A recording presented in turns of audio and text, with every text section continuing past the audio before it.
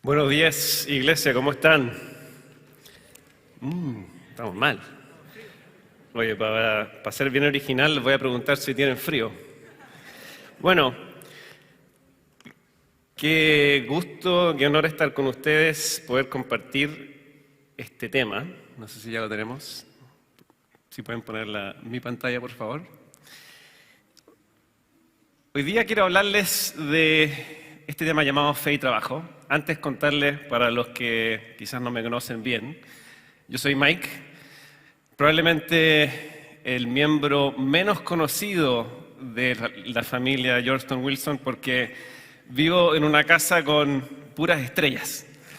Entonces está bien si es que no me conocen a mí, pero sí conocen a los miembros de mi familia. Y quiero hablarles de esto, fe y trabajo, que podrían parecer como dos conceptos completamente extraños que se mezclen como el agua al aceite. O quizás cuando tú escuchas fe y trabajo, como a mí me pasa, lo que se me venía a la mente era, ok, fe y trabajo quiere decir tener un comportamiento ético en el trabajo, o quiere decir evangelizar mi trabajo, y eso sería. Pero hoy día queremos darle una mirada bastante más amplia a este concepto. ¿Por qué hablar acerca de esto en este contexto acá en la iglesia? ¿Por qué el trabajo es importante? Bueno, primero que todo, si tú trabajas a tiempo completo, quiere decir que más o menos la mitad de tus horas despierto las dedicas al trabajo y más. O sea, pasas más tiempo con tus compañeros de trabajo que con tu familia. Y probablemente has pasado años y décadas estudiando, desarrollando habilidades para llegar hasta el punto donde estás hoy. Y mal que mal, el trabajo es parte central de nuestra identidad. No sé si les pasa cuando conocen a alguien nuevo, ¿qué es la primera cosa que le preguntan? ¿A qué te dedicas? ¿Cierto? Es como nos autodefinimos muchas veces. Ahora, ¿por qué yo les estoy hablando de esto? No es porque soy un experto, no tengo un doctorado en esta materia, pero sí hace un tiempo hice un curso que realmente me ayudó a ampliar mi mirada respecto del tema del trabajo y la fe.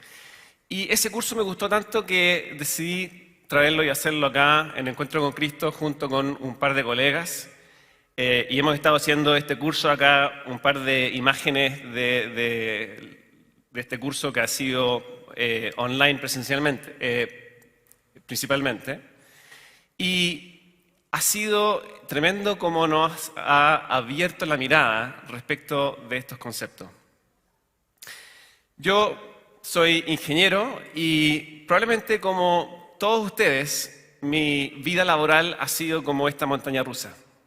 Altos, bajos, vueltas inesperadas. En mi caso he tenido la bendición de poder trabajar en temas súper innovadores, desafiantes. He podido ir a otros países, he podido recibir reconocimientos, pero también he tenido esos valles donde, por ejemplo, he tenido compañeros de trabajo complicados, empresas que han pasado por serias dificultades y hasta tuve el privilegio de ser despedido de la empresa que ayudé a crear. Pero esa historia va a quedar para otro día. Y reconozco que acá obviamente pueden haber realidades muy distintas del trabajo. Podrían haber personas, ¿cierto?, que trabajan tiempo completo como empleados, personas independientes, personas que trabajan tiempo parcial, personas desempleadas, por supuesto, jubilados, estudiantes. Pero para efectos de este mensaje, cuando yo digo trabajo, quiero decir una labor productiva, algo que genera valor y al cual tú le dedicas un tiempo relevante. Y eso, por lo tanto, incluye todo tipo de actividades. Por ejemplo, cuidados de gente, los mismos estudios y, por supuesto, el servicio que hacemos acá en la iglesia. No importa que sea remunerado o no. Entonces, yo creo que estos temas son aplicables para todos nosotros. Y He basado gran parte de los temas de este mensaje en este libro de Tim Keller que se llama Toda buena obra, que también es el libro que usamos para este curso que estamos haciendo. Un libro muy potente, a veces difícil de leer porque es un poco denso, pero muy, muy bueno, muy recomendable. Así que partamos hablando acerca de qué dice la cultura popular del trabajo. Y cuando yo pienso cultura popular, lo que yo pienso es los memes.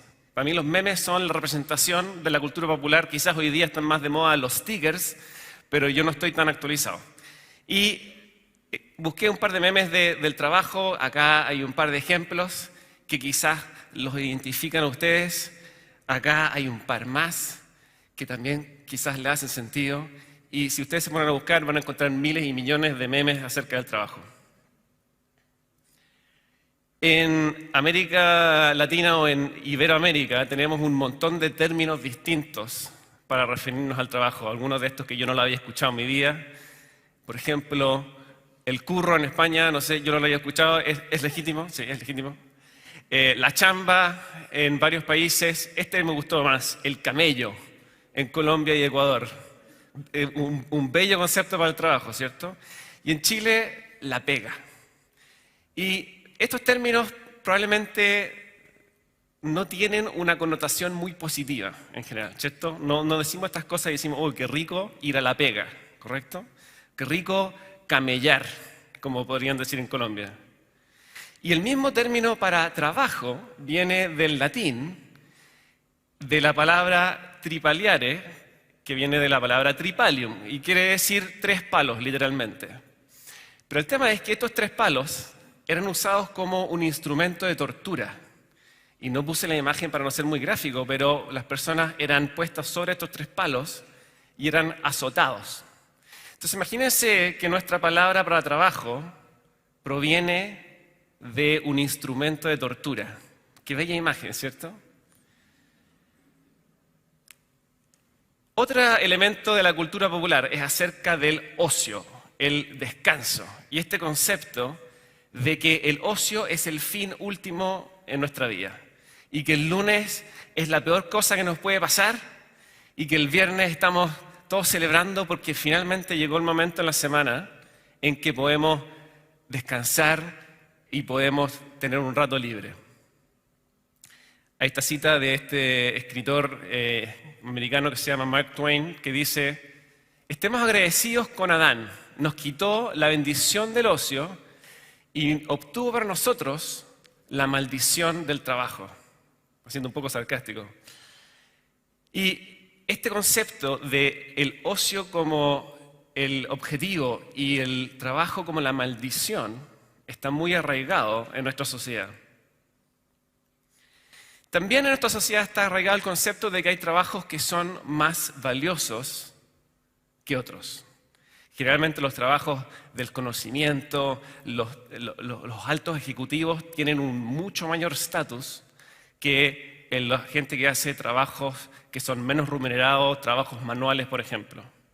Y esto viene no de ahora, sino que de hace miles de años atrás, de la cultura griega. Y en la cultura griega, el único trabajo que era considerado noble era aquel que ejercitaba la mente y no el cuerpo. Por lo tanto, los trabajos manuales eran dejados para los esclavos y los que podían se dedicaban a filosofar. ¿Y qué pasa acá en la iglesia? ¿Cómo vemos el trabajo acá en la iglesia? Bueno, muchas veces en la iglesia hacemos esta distinción de los trabajos espirituales versus los trabajos seculares. ¿Cuántas veces ustedes han dicho, sí, yo tengo un trabajo secular y suena como algo como que de segunda categoría? Y los trabajos que son mejor vistos son aquellos, como por ejemplo los misioneros, donde hay una conexión directa entre un llamado y el trabajo que se está haciendo.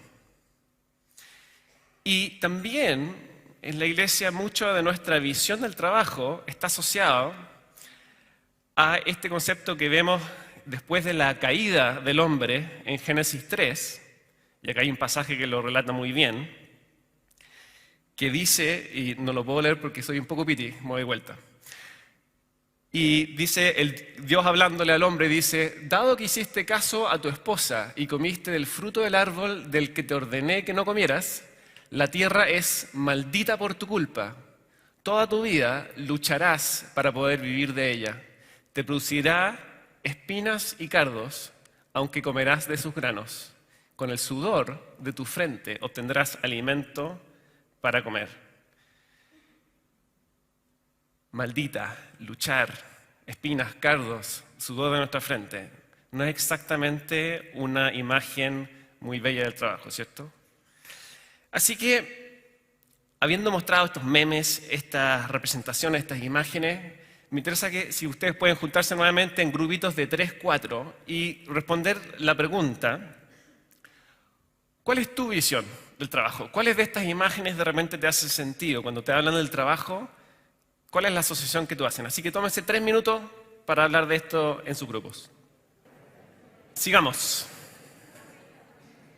Hemos hablado acerca de cómo la cultura general, el mundo que nos rodea, ve y percibe el trabajo. Un poquito acerca de cómo acá mismo en la iglesia percibimos y describimos el trabajo. Pero lo que más nos debería interesar, por supuesto, es qué dice Dios acerca del trabajo. Y el primer versículo del primer capítulo del primer libro de la Biblia dice, en el principio Dios creó los cielos y la tierra. Y en todo el relato de la creación, la realidad es que Dios modela el trabajo para nosotros. Nos muestra cómo debería ser el trabajo, porque lo hace con energía, con pasión, con originalidad, y lo hace con placer. En el versículo 31 del capítulo 1 dice, entonces Dios miró todo lo que había hecho y vio que era muy bueno. No solo Dios nos modela el trabajo, sino que además hace algo quizás muy extraño, en que elige asociarse con nosotros y darnos trabajo. O sea, elige dejar la creación aparentemente incompleta para que nosotros también hagamos nuestra parte. Miremos estos pasajes que hablan de esto. Luego Dios los bendijo con las siguientes palabras: sean fructíferos y multiplíquense, llenen la tierra y gobiernen sobre ella, reinen sobre los peces del mar, las aves del cielo y todos los animales que corren por el suelo. Multiplicar, llenar, gobernar, reinar, son trabajos para nosotros. El próximo dice, cuando el Señor Dios hizo la tierra y los cielos, no crecían en ella plantas salvajes ni grano, porque el Señor Dios aún no había enviado lluvia para regar la tierra, ni había personas que la cultivaran. Quizás se pregunten, bueno, ¿por qué Dios no creó la tierra ya con todo listo? No, eligió hacerlo para dejarnos a nosotros una tarea. Y el último dice, el Señor Dios puso al hombre en el jardín de Edén para que se ocupara de él y los custodiara. Dios se asocia con nosotros. También Dios modela, nos muestra la relación correcta entre el trabajo y el ocio. El ocio no es el fin último. Dios trabaja 6 días y descansa 1. No es al revés. Quizás yo tenía la visión de que Dios creó el jardín de Edén para que tuviésemos básicamente un ocio eterno, que pudiésemos no hacer nada por toda nuestra vida. La realidad es que Dios creó el jardín para que trabajásemos en él. Y 6 días de trabajo y 1 de descanso. ¿Qué del estatus de los distintos trabajos? Esto de si es que hay trabajos que valen más que otros. Bueno, la perspectiva bíblica de esto es que no hay un trabajo que valga más que otro. Son todos igual de valiosos. Y el mismo Dios, en el relato de la creación, es como un jardinero. Jesús era un carpintero. Y una serie de personajes de la Biblia, hay todo tipo de profesiones que se les ocurran. Por lo tanto, no hay una distinción respecto de los distintos tipos de trabajo. ¿Y qué pasa con este tema de los trabajos espirituales o los trabajos seculares? Lo que uno ve en la Biblia es que tampoco hay distinción en eso. Todos los trabajos son espirituales. Me gusta esta cita de el corredor inglés llamado Eric Liddell, que es el protagonista de la película Carros de Fuego, gran película, donde él era cristiano y sentía este potente llamado hacia la misión.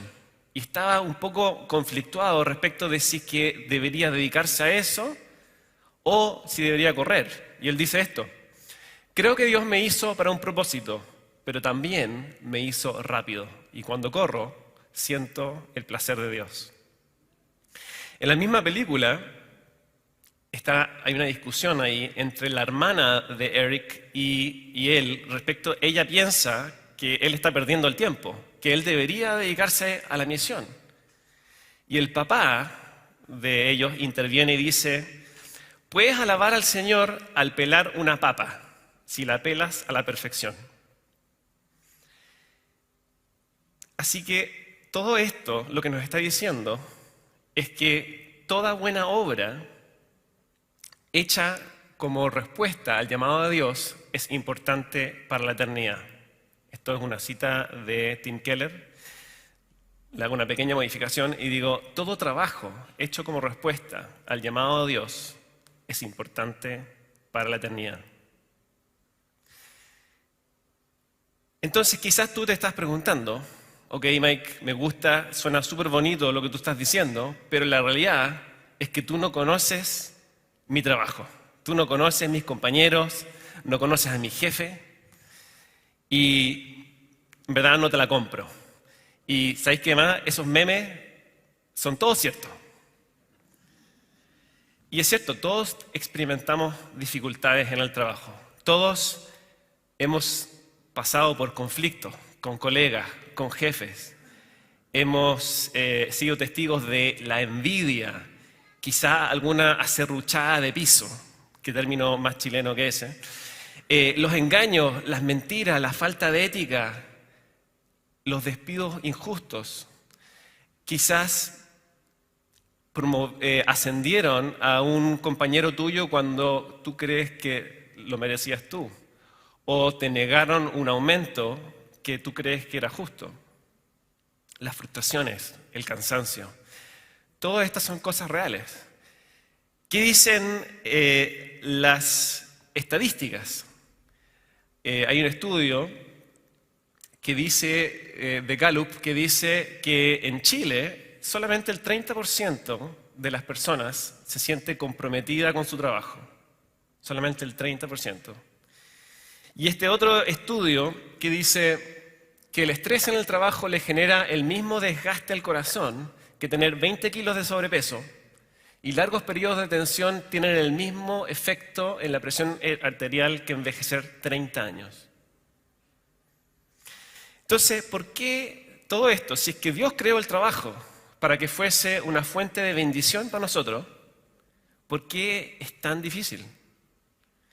Y bueno, la respuesta es simple, pero también compleja al mismo tiempo. Es que vivimos en este mundo caído, donde efectivamente el pecado entró y corrompió todo, incluyendo el trabajo. Y por eso experimentamos estos cardos y espinas que hablábamos en el pasaje de Génesis 3. Entonces, quizás la tentación pudiese ser: bueno, entonces no hay nada que hacer.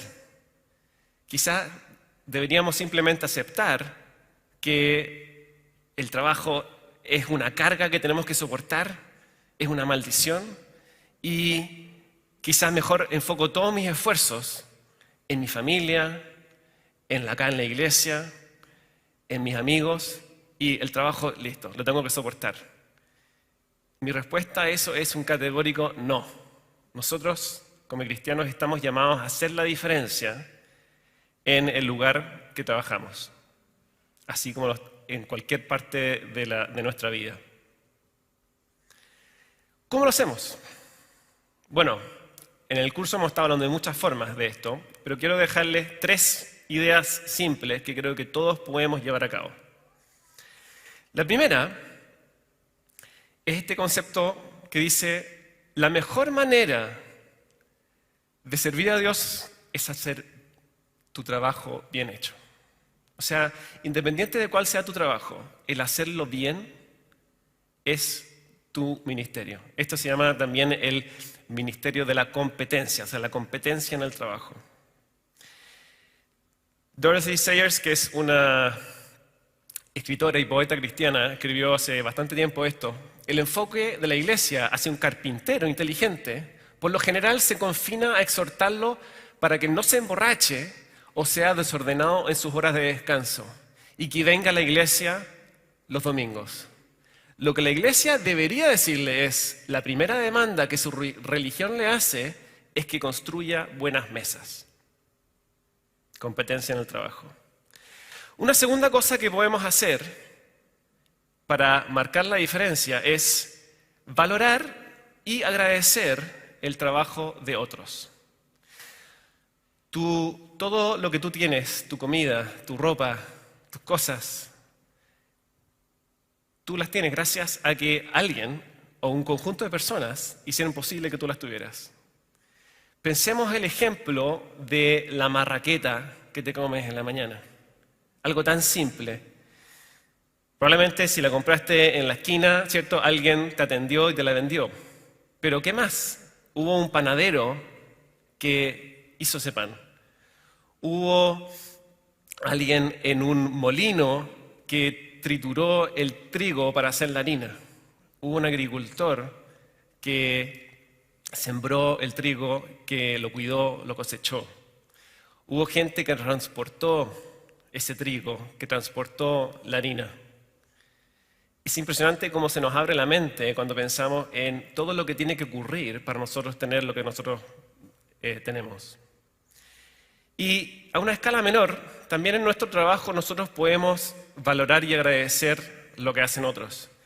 En el grupo pequeño del curso Fe y Trabajo, en la primera sesión que tuvimos, una persona comentó algo que me pareció tan potente y dijo que él sentía que hacía la diferencia en su trabajo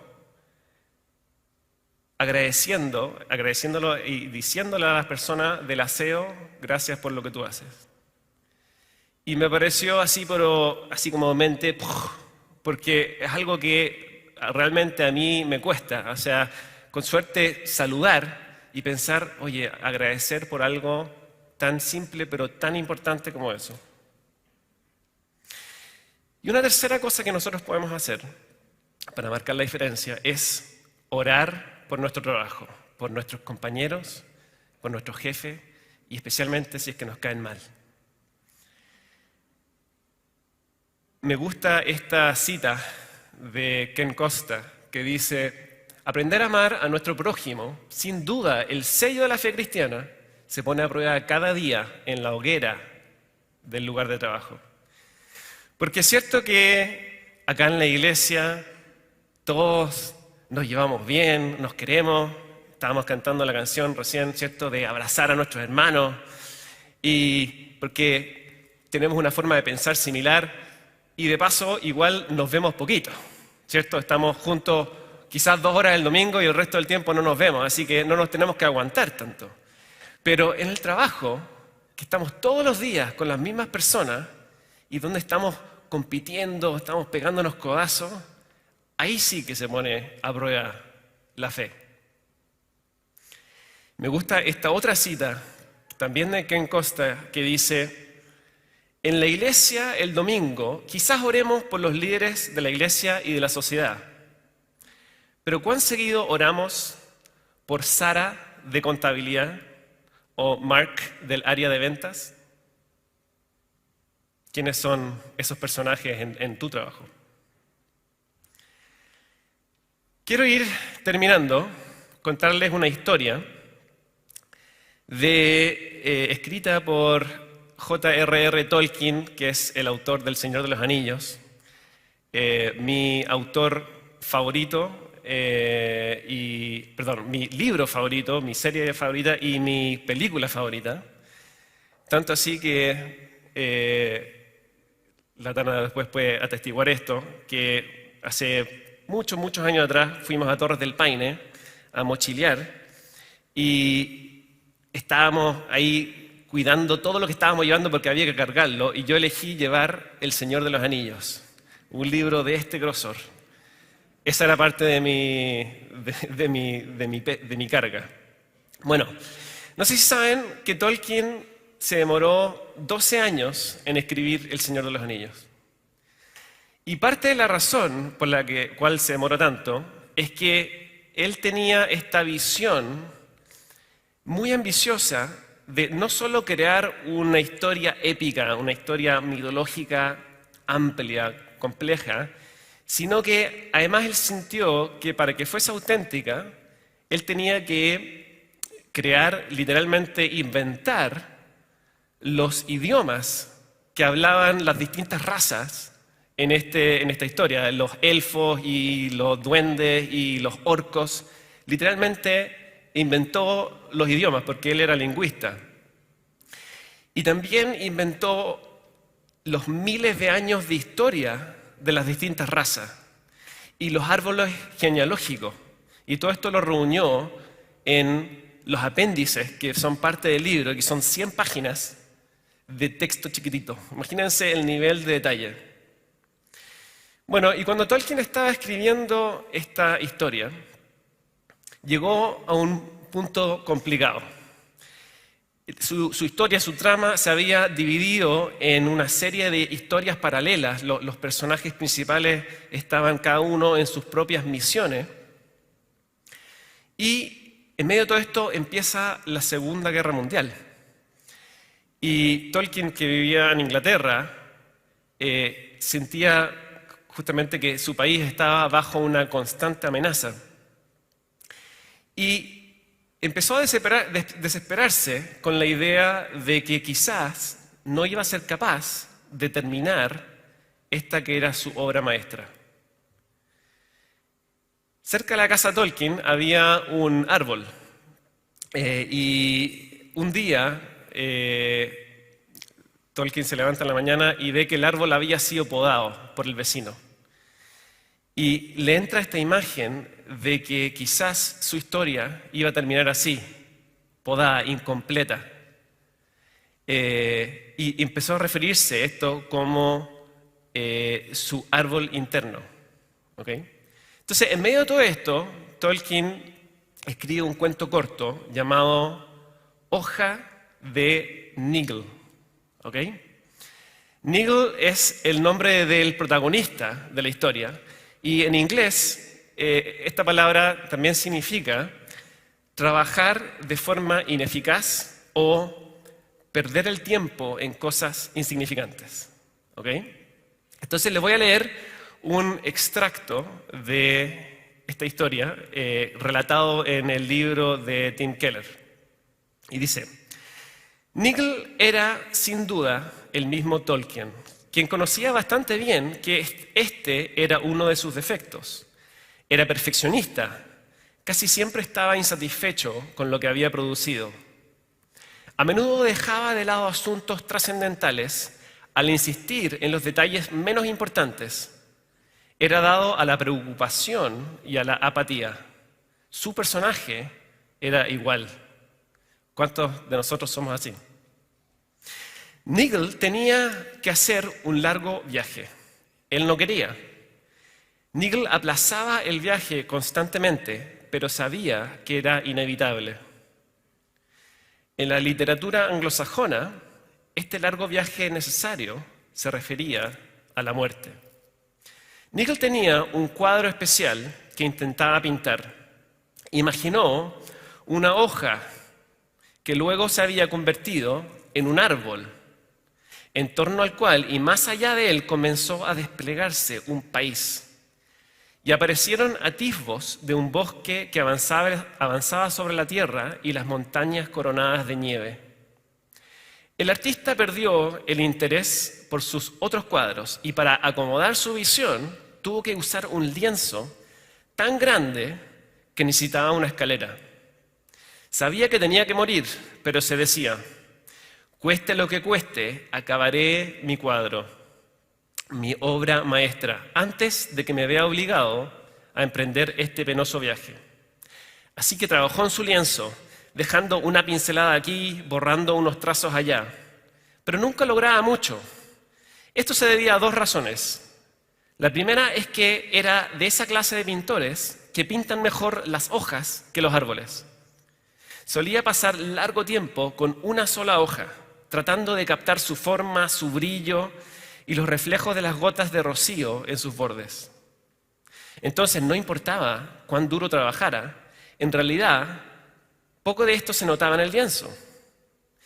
El segundo motivo es que era de corazón blando. De forma casi continua, Nigel interrumpía su obra para ayudar a sus vecinos, en particular a su vecino Parrish, que constantemente le pedía favores y que no le daba mucha importancia al cuadro.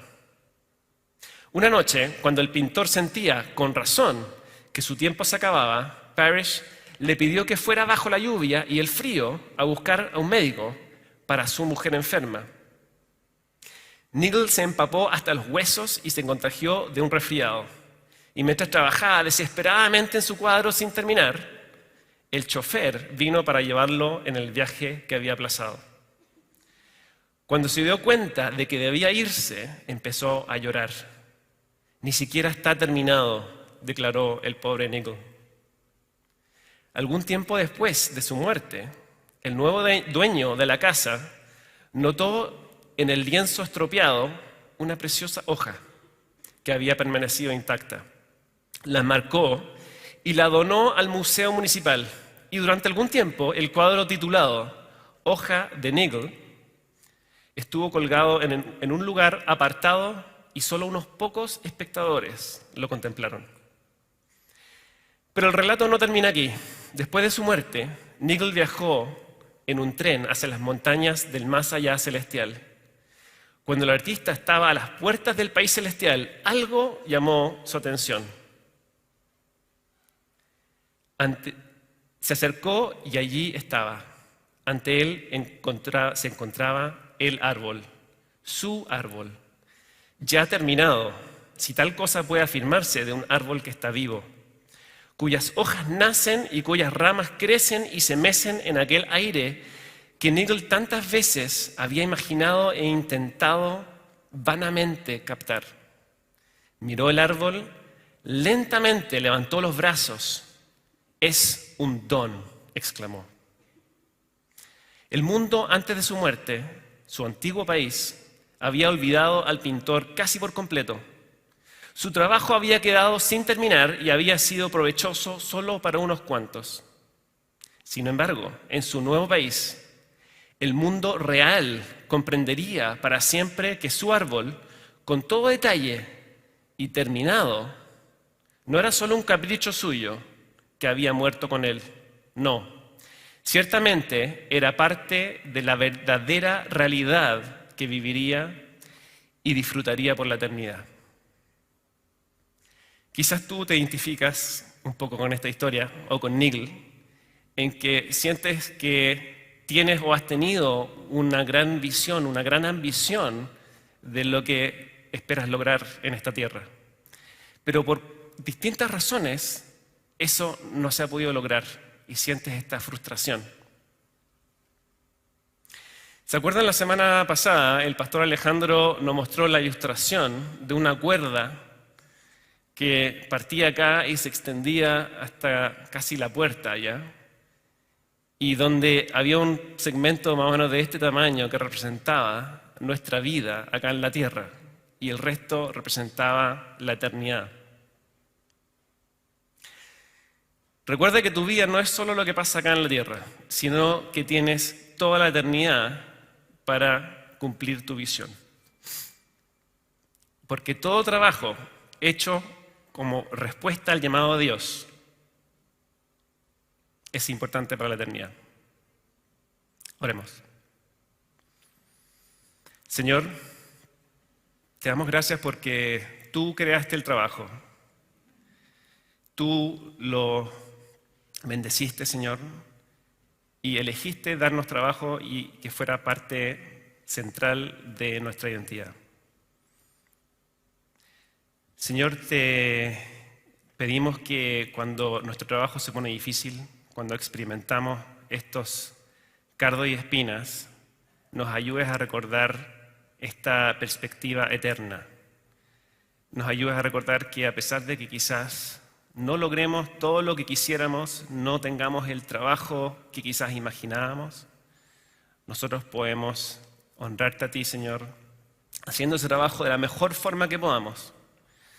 Podemos agradecer y valorar el trabajo de otros. Podemos orar por nuestros compañeros, Señor.